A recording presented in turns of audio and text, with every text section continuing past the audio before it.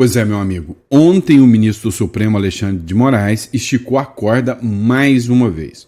Dessa vez, não contra o Bolsonaro, que já está preso. Mas a situação do Bolsonaro pode piorar com isso aqui. Ontem ele esticou a corda contra o Silas Malafaia, um aliado de primeira linha do Bolsonaro.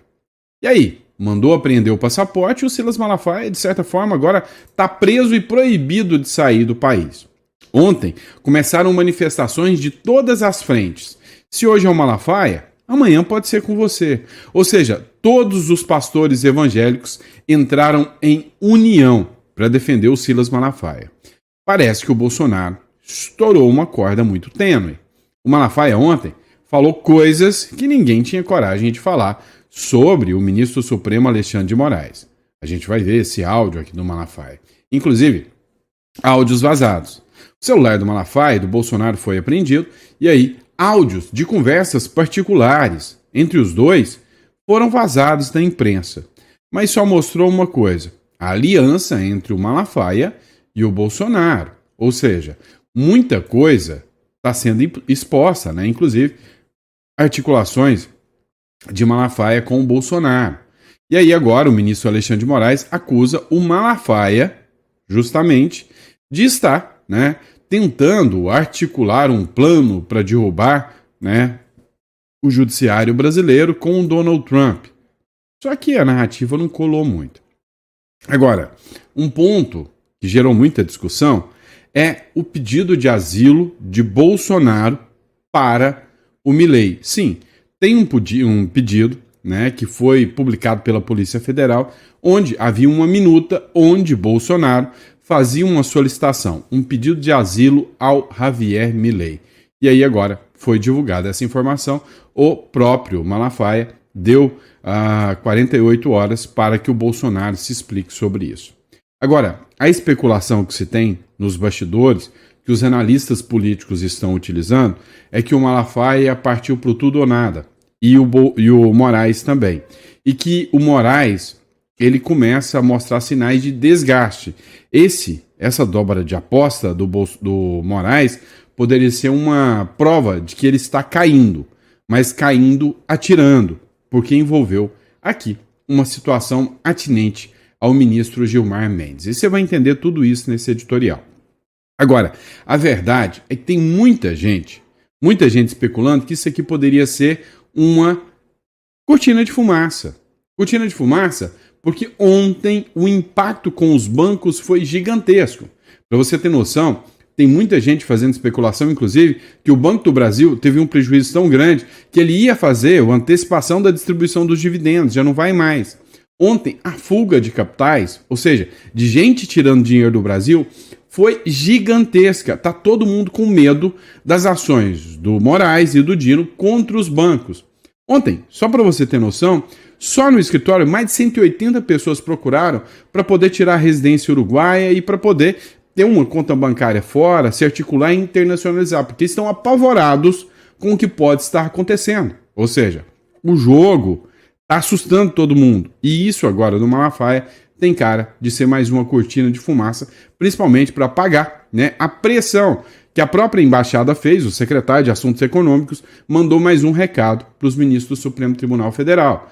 Ou seja, tudo indica que é só mais uma cortina de fumaça. Vamos falar sobre tudo isso, né? Deu para entender o tanto que o editorial de hoje vai ser bombástico. Então, curta, compartilha. Todas as fontes são devidamente registradas para vocês. Nosso canal é um canal sério e está aqui para trazer informação. Então, antes de mais nada, compartilha e inscreva-se para sempre receber as informações em primeira mão, tá bom? Bora para cima, vamos de informação. Pois é, vamos lá. Como diria o investidor Sardinha, né? Então vamos lá. Olha só. Ontem o ministro Alexandre de Moraes esticou uma corda a mais nessa nossa novela aqui. E essa corda foi tênue demais. Presta atenção. Moraes proibiu Malafaia de sair do país e manda a Polícia Federal apreender o seu passaporte. Pois é, a Polícia Federal cumpriu na noite de quarta-feira, bem ontem, bem à tarde, né, um mandado de busca pessoal e de busca e apreensão contra o líder religioso Silas Malafaia, no aeroporto do Galeão, no Rio de Janeiro, ou seja, o mandato foi cumprido dentro do aeroporto. Foram executadas medidas cautelares, diversas da prisão, incluindo a proibição de deixar o país e manter contato com outros investigados. O celular também foi apreendido. Ou seja, Malafaia não poderá mais se comunicar com Bolsonaro. Isso chamou a atenção de todos. O que a gente precisa saber é que essa medida do ministro Alexandre de Moraes é absurda. Várias pessoas, várias personalidades do meio político se manifestaram. A Sonaira, por exemplo, fez a seguinte publicação: hoje é o Malafaia. E amanhã já não sabemos, né? E se não nos unirmos, amanhã serão todos os pastores e padres que ousarem levantar a voz. A Sonaira escreveu o seguinte: Malafaia acabou de ser alvo de uma busca e apreensão. Em que país democrático um líder religioso sofre esse tipo de tratamento? Eles começaram nos grandes e daqui a pouco chegam em todos os cristãos, que ousam falar o que os outros não desejam ouvir. Há uma corrente, uma mobilização gigantesca pelo pastor Silas Malafaia. Ontem a gente analisou uma matéria do jornal Metrópolis que dizia o seguinte: Moraes conseguiu o impossível, unir toda a classe evangélica dividida. Ou seja, não há um evangélico que não esteja revoltado com as decisões do ministro Alexandre de Moraes a partir de ontem. Dá uma olhada também nesta publicação aqui do Deltan Dallagnol, onde ele fala dos absurdos, né, que foi essa decisão do Moraes em cima do Malafaia. Não existe crime nenhum, não existe sopro de crime a ser investigado na conduta do pastor Silas Malafaia. Como ele disse num vídeo recente, ele nem inglês fala. E você não tem nenhuma prova, nenhum indício, nada, nem fumaça que mostre qualquer ligação entre Silas Malafaia e o que está acontecendo no exterior. Ou seja, você tem um absoluto nada. O que você tem é, sim, uma medida absolutamente intimidatória, ditatorial, que viola direitos humanos, que ultrapassa os limites do Estado, que viola a liberdade de expressão, viola liberdades básicas do ser humano, inclusive com a apreensão do passaporte e impedimento dele de viajar ao exterior, o que vai acabar impactando, inclusive, o livre exercício da profissão dele de pastor, porque ele é um dos grandes líderes do Brasil, que se relaciona com líderes espirituais de todo o mundo. Isso vai impactar até mesmo o livre exercício da profissão dele.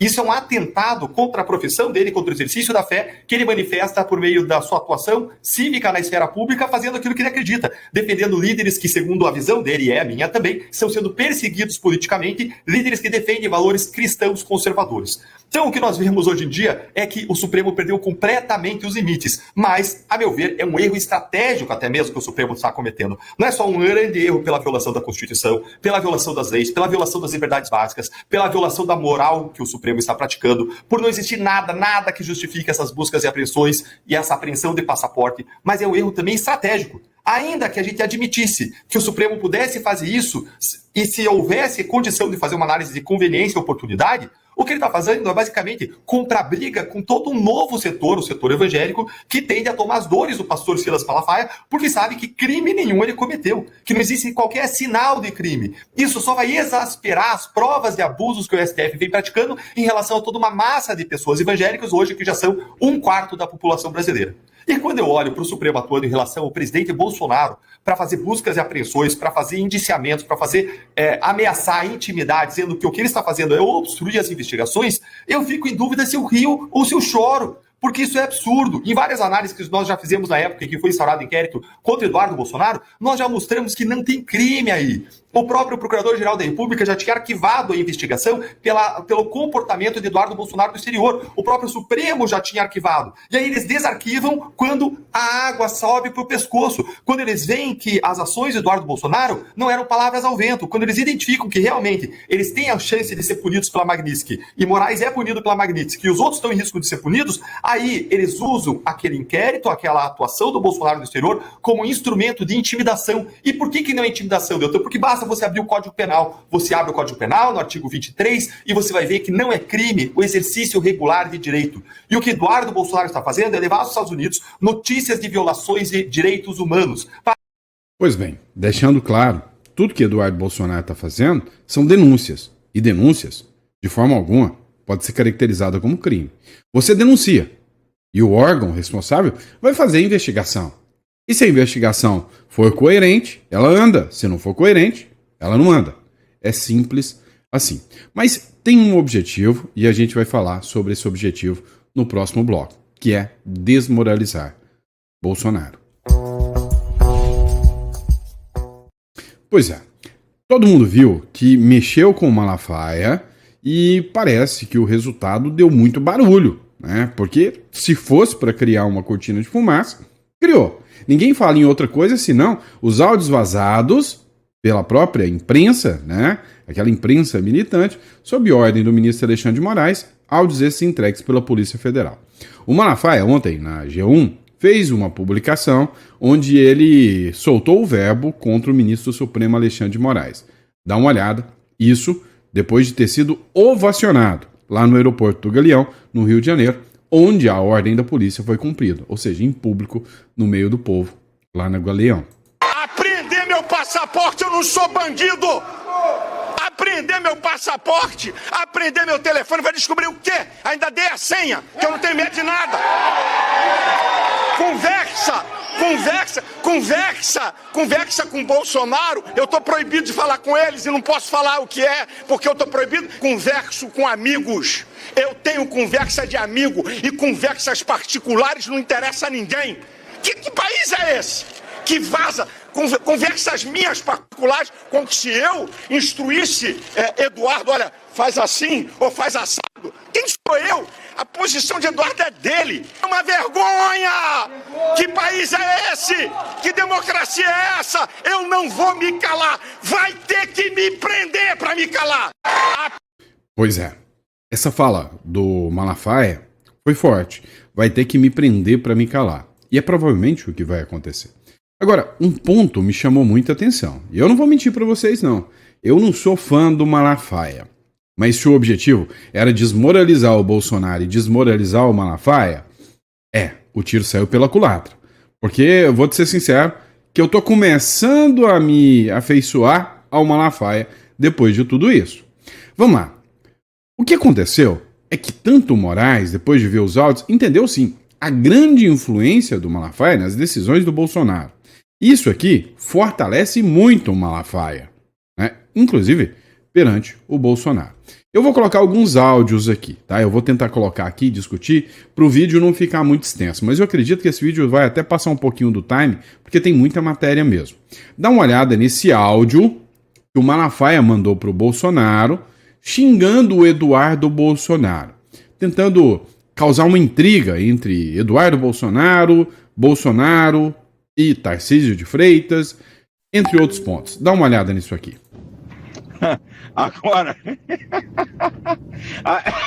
Agora, presidente, a boa. Dá parabéns ao Flávio, pô! Falou certo, cacete! Na CNN, na Globo News, eu não sou a favor da taxação, não, mas tem que sentar para conversar sobre a anistia. Pô, tudo a carta do Trump é pra você. Toda arrombada que o Trump deu no mundo é sobre economia. Você, com o Brasil, é sobre você, cara. A faca e o queijo tá na tua mão, cacete. E nós não podemos perder isso, pô. E vem teu filho babaca falar merda, dando discurso nacionalista, que eu sei que você não é a favor disso. Dê-lhe um esporro, cara. Mandei um áudio pra ele de arrombar. E disse pra ele, a próxima que tu fizer, eu gravo um vídeo e te arrebento. Falei pro Eduardo, vai pro meio de um cacete, pô. Olha, se eles queriam provar que o Malafaia fala palavrão pra caramba, conseguiram. Agora, que vão rachar, né, a relação do Malafaia com o Eduardo Bolsonaro, esquece. Os dois já discutiram, já debateram e no final das contas, eles acabam se alinhando. Tanto o Eduardo Bolsonaro sabe a influência que o Malafaia tem sobre o pai, assim como o Malafaia sabe a influência que o Eduardo Bolsonaro tem sobre o pai também. E cá entre nós, vamos ser sinceros. Se as críticas aqui são sobre as falas do Malafaia que chamaram o Eduardo de babaca, pois é, eu ouso dizer para vocês que eu também questionei as falas do Eduardo Bolsonaro. Lá, quando o Trump mandou o tarifaço, o Eduardo Bolsonaro quis dar a entender, sim, que o tarifaço era uma ação dele por causa do pai, e isso pegou mal. E eu falei, olha, o Eduardo Bolsonaro errou em falar isso aqui. Só não falei da forma que o Malafaia falou. Agora, uma coisa é certa.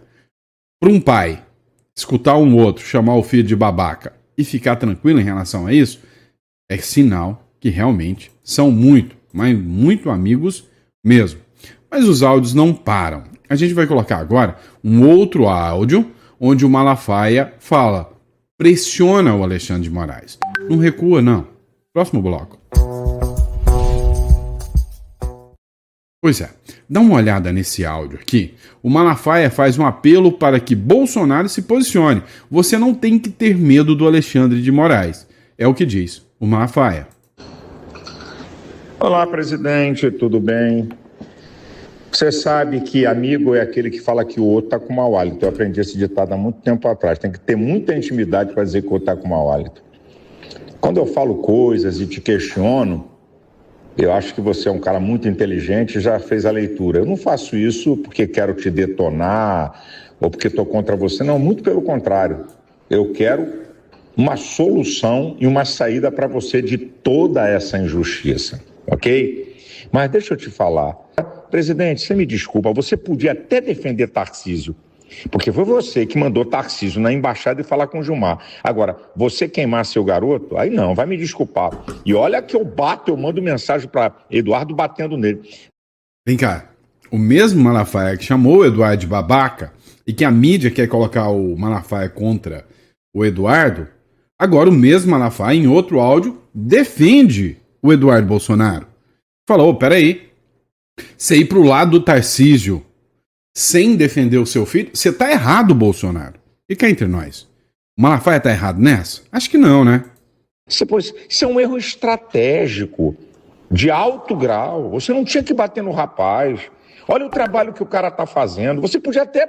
um direito seu, eu nem questiono. Você podia até defender o Tarcísio, legal. Agora, você bater no teu filho, que está fazendo um trabalho junto a autoridades, falando com os principais assessores de Donald Trump, conseguindo produzir isso tudo aí que o Trump está fazendo, aí você errou, mas errou feio. Outra coisa, presidente, escuta-me, por favor. Grave um vídeo, presidente. Seu povo, a sua bolha, precisa ter algo para se defender e te defender. Grave um vídeo. Mostra essa questão, a tarifa de Donald Trump, ele está denunciando o que Alexandre... Cite, você não tem que ter medo de Alexandre de Moraes. Está aí o jogo sendo jogado. Você tem que citar Alexandre de Moraes, censuras, centenas de censuras secretas e ilegais a plataformas americanas e ameaça de multas. Tem que dizer, tem que detonar a delação do Mauro Cid. É uma vergonha o procurador... Até a imprensa está botando coisa. Vou te mandar aqui um banner, sabe? É uma delação ambígua, tá? Ele quer que tome providência para ver a covardia. Você tem que meter o cacete. A lei manda cancelar uma delação quando ela não é mantida em sigilo. Ela mudou 10 vezes. E ele falou, ele atacou o Alexandre de Moraes. Ele disse que a Polícia Federal, o delegado tentou colocar palavras na boca dele. Pelo amor de Deus, você não grava nada. Isso aí a gente transforma em manda lá. Para o Donald Trump dizer qual é a ação dele, que a ação dele é contra essas ilegalidades do Brasil, que também está atingindo cidadãos americanos e empresas americanas. É isso, desculpa, é minha simples opinião, é apenas a opinião de quem quer ver o melhor para você. Agora, você é que decide, você é que faz suas escolhas. Cá entre nós, não gosto do Malafaia. É a terceira vez que eu falo isso nesse vídeo. Mas eu tô começando a gostar. Não vi uma fala equivocada do Malafaia aqui. Eu não vi um conselho ruim pro Bolsonaro de que não é amigo, né, do Bolsonaro. Pelo contrário, tem uma frase do Legião Urbana, do Renato Russo, que fala: você gosta mesmo de mim se arriscando a me explicar o que eu não quero ouvir. E é isso, é um papel de amigo. Tô começando até a me afeiçoar mais ao próprio Malafaia. Agora, a discussão... a briga, né? Isso aí fica claro, né? Tem essa briga.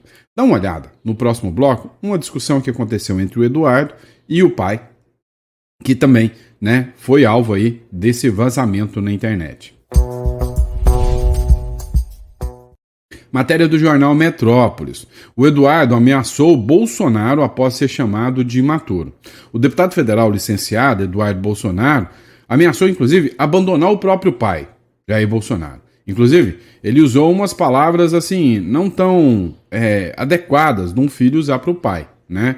Ele falou, como é que você faz isso? Eu tô aqui lutando. E aí você simplesmente vai e defende o Tarcísio numa dessa? Ó, o trecho é esse aqui, ó. Olha, eu ia deixar de lado da história do Tarcísio, mas graças aos elogios que você fez a mim no Poder 360, eu estou pensando seriamente em dar mais uma porrada nele. Vai ver se você aprende. Vai tomar-te cru, né? Seu ingrato do caralho, disse o deputado ao pai em mensagem enviada por WhatsApp. Palavras que um filho não deve utilizar um pai, mas é entendido, né? É entendível a indignação do próprio Eduardo Bolsonaro. Mas, olha só, ele ainda mandou outra mensagem. Se o imaturo do seu filho de 40 anos não puder encontrar com os caras aqui, porque você me joga pra baixo, quem vai se feder é você. E vai decretar o resto da minha vida nesta porra aqui. Ou seja, seria nos Estados Unidos, né, em exílio. Escreveu Eduardo. Tenha responsabilidade. Um dia depois, em 16 de julho, Eduardo Bolsonaro pediu desculpas ao pai e disse ter pegado pesado e alegou que estava puto quando enviou as mensagens. Você precisa entender o seguinte, o Bolsonaro, quando saíram as tarifas do Donald Trump, o Eduardo Bolsonaro errou, porque ele falou, não, eu estou trabalhando para as tarifas acontecerem.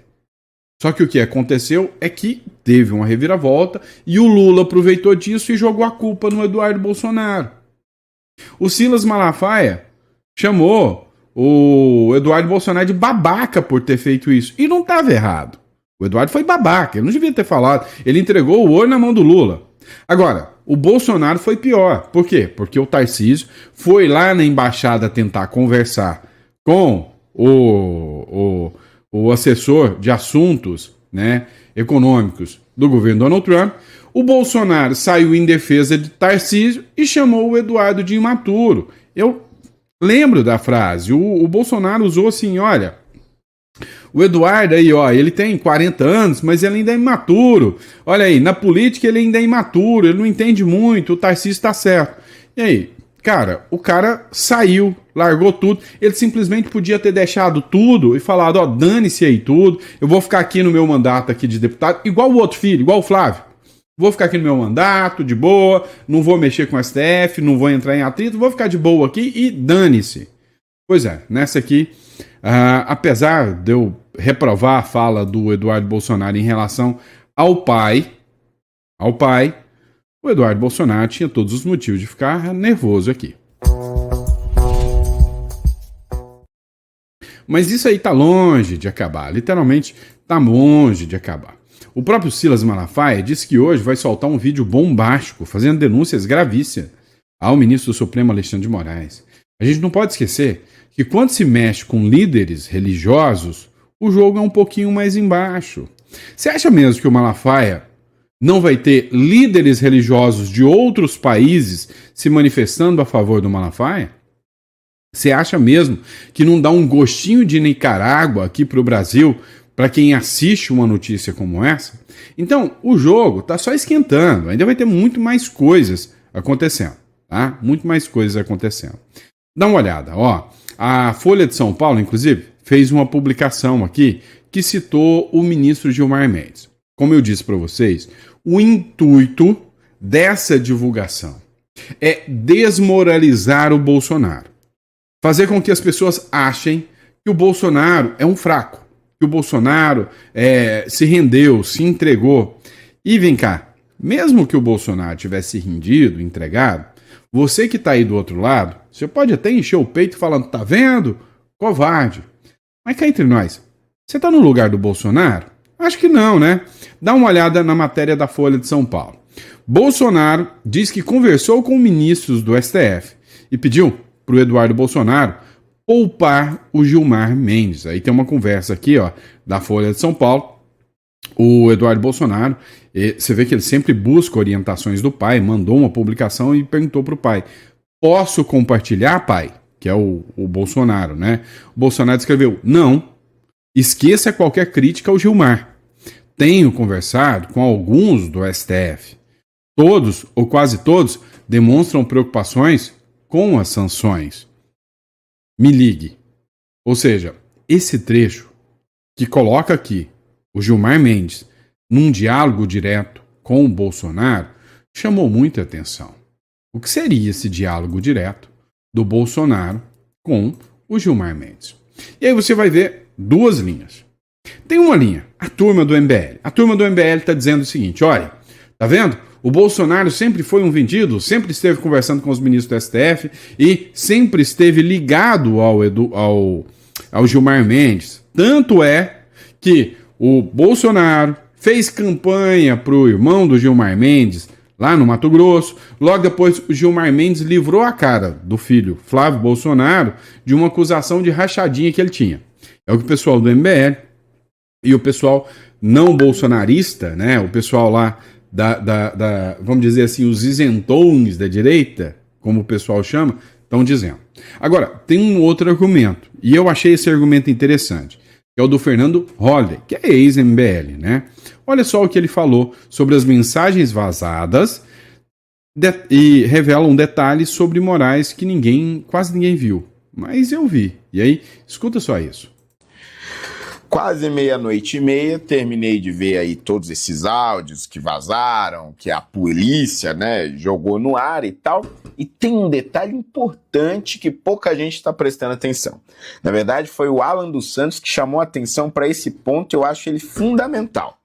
Em uma das mensagens que Alexandre de Moraes tornou pública, há informação do próprio presidente Bolsonaro de que ele estabeleceu um diálogo com Gilmar Mendes.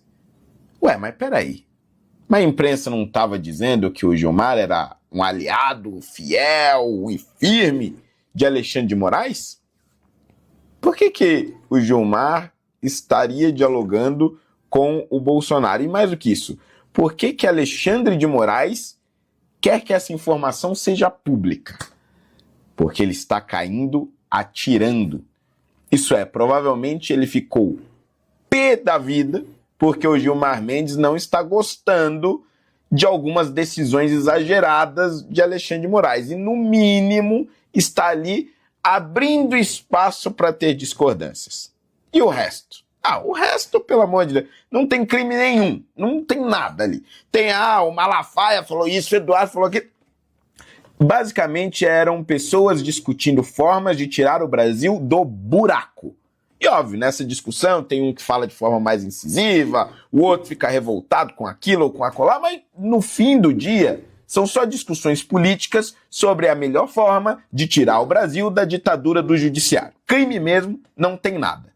Mas este pequeno sinal demonstra que Alexandre de Moraes está, sim, perdendo apoio dentro do Supremo. E mais do que isso, está preocupado com isso.